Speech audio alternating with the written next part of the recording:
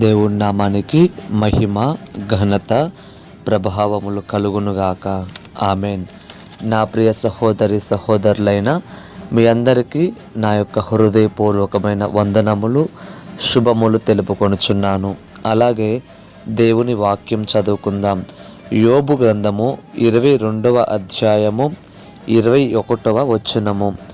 ఆయనతో సహవాసము చేసిన ఎడల నీకు సమాధానము కలుగును, అలాగున నీకు మేలు కలుగును.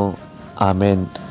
చూడండి నా ప్రియ సహోదరి సహోదరులారా, వాక్యము ఎంత చక్కగా చెప్తుందో చూడండి. ఆయనతో సహవాసం చేసిన ఎడల నీకు సమాధానము కలుగును, అలాగున నీకు మేలు కలుగును అని వాక్యం చెప్తుంది.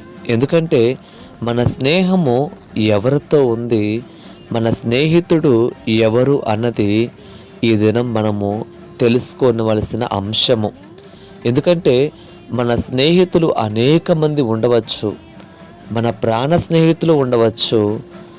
ఎంతమంది ఉన్నా కూడా మన నిజ స్నేహితుడు యేసు ప్రభువారితో మన సహవాసము ఉండాలని వాక్యం చెప్తుంది. ఎందుకంటే లోకములో ఎవరితో సహవాసము చేసినా, ఎవరితో స్నేహం మనం పెంచుకున్నా కూడా ఆ స్నేహాన్ని బట్టి, వారిని బట్టి మనకు సమాధానము కానీ సంతోషము కానీ ఉండదు.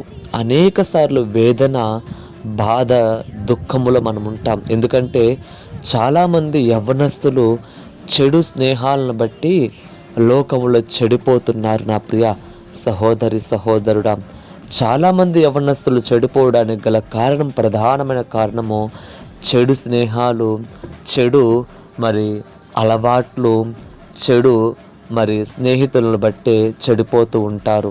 కాబట్టి అటువంటి స్నేహితులతోటి సహవాసం చేసినప్పుడు ఖచ్చితముగా మంచివాడు కూడా చెడిపోయే అవకాశాలు చాలా కనబడుతూ ఉంటాయి, మనం చూస్తూ ఉంటాం. కాబట్టి చెడిపోయిన వాడు కూడా మంచిగా కావాలంటే, చెడిపోయిన జీవితము కూడా బాగుపడాలంటే, మేలు అనుభవించాలి అంటే ఈ యొక్క దినము ఒక నిజమైన స్నేహితుడిని మీకు పరిచయం చేస్తున్నాను.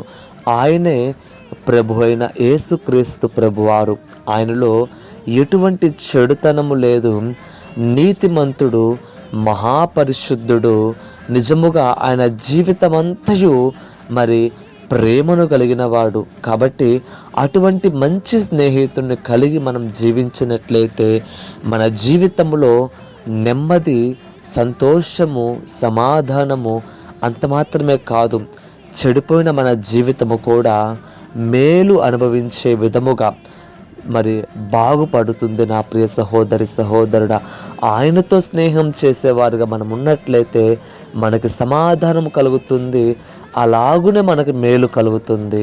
మన స్నేహము ఎవరితో ఉంది, మన స్నేహితుడు ఎవరు అన్నది మనం పరిశీలన చేసుకుందాం ఈ దినము. ఎందుకంటే చెడు స్నేహాలు, చెడు స్నేహితులు చెడ్డ మార్గానికి తీసుకెళ్లే అవకాశాలు చాలా ఉన్నాయి.